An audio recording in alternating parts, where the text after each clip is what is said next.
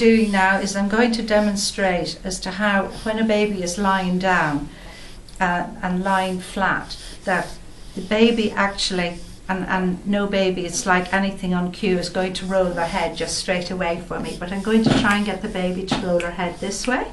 Hello.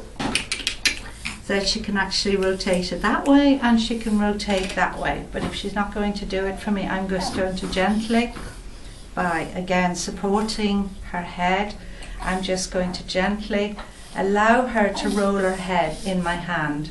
And as you can see, the baby is able to rotate her head. Hi, we're going to, and again, we don't do any force with cranial, so of course as soon as we want the baby to do it, they won't do it, will they?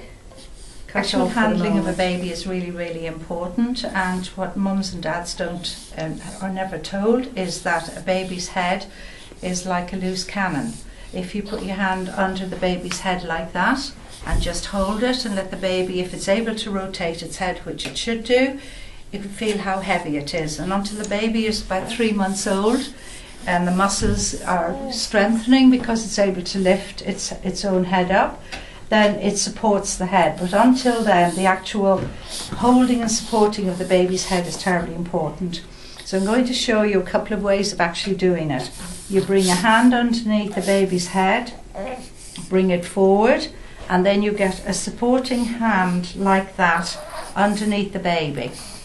So if you want to put it on your shoulder, if you see, that is how a baby should be held at all times. Even if you want to change hands as the baby gets bigger, you still hold it by the head. So as the baby can't throw its head back and jam it, which I will show at another stage on the doll as to what happens, because that blocks all their breathing, their brain stem, their nerves, which creates the feeding problems for colic and constipation and many other problems. The baby is now very, very happily rotating her head to the right, which shows she's actually free after her treatment.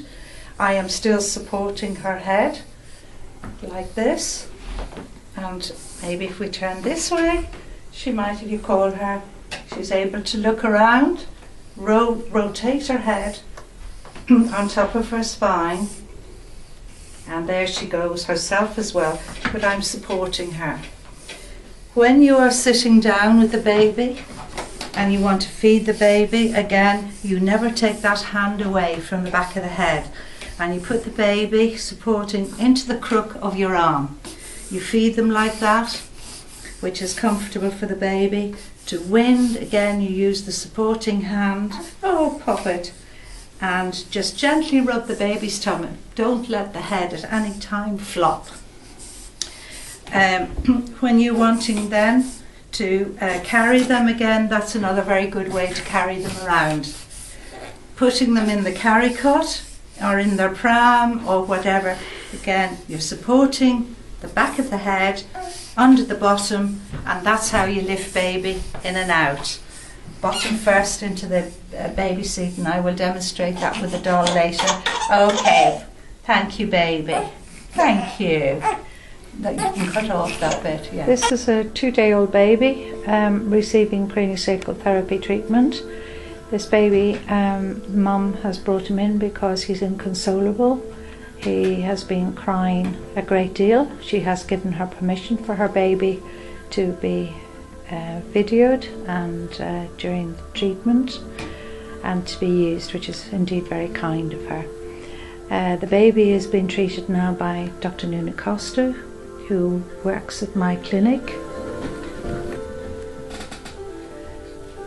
The treatment is very, very gentle, and Nuno is actually just gently allowing the baby's dural tube, which encloses the spine, to unwind. And as you can see, the baby is actually doing a beautiful stretch now himself. So any little restrictions that have been in his spine, his neck and his little head through the membranous system from delivery, or even being jammed up in the womb, because I think he was quite a biggish baby, is now just gently the body. It's allowing the body to, with gentle craniosacral therapy, to unwind. And as you can see, the baby is nicely, I'm going to home in, he's nicely rotating his head. So his head is not jammed, which is extremely important for babies up, as I've said previously, to 3 months. When the head is jammed, which means like a whiplash, where they throw the head back, it actually blocks it blocks their breathing, it blocks their central nervous system, it blocks their heating system, everything that's connected in the brain stem, which goes up through the back of the head from the neck. It also affects the vagus nerve, which comes down, and that stimulates the stomach and the gut. So by the age of 3 months, if they've been screaming with different bottles, lots of different feeds, they end up with constipation. This is craniosacral therapy. This treatment resolves all those issues.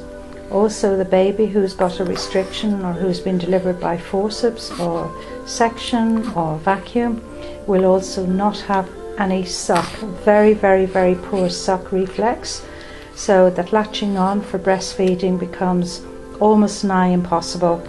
Mums who continue will have very sore nipples, end up with mastitis because they gorge, whereas with a gentle finger cut on our little finger, we just put it in the baby's mouth and the baby will automatically, which is their natural reflexes to suck, and that frees up the suck reflex of that little bone in the roof of the mouth, also making sure that the cranial base is free as well.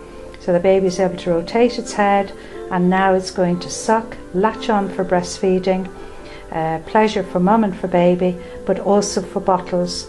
And this is, many mothers throughout have been buying bottle after bottle, teat after teat, changing food, and really this simple treatment will actually relieve all of that. Also for reflux and a lot of digestive problems, but more on that on another section. Thank you, baby. And as you can see, this baby is really enjoying its treatment today. Again, Ninu is just actually, now we're doing this motion of just checking the baby's little suck reflex. I'm going to see if I can home in. So the baby is actually, oops, baby is actually just sucking happily. And this is a great way of making sure that that little bone, which is in the sphenoid, which is the butterfly bone behind our nose and our cheekbones, which is attached to the bone at the back of the head and all the other frontal bones and everything else as well.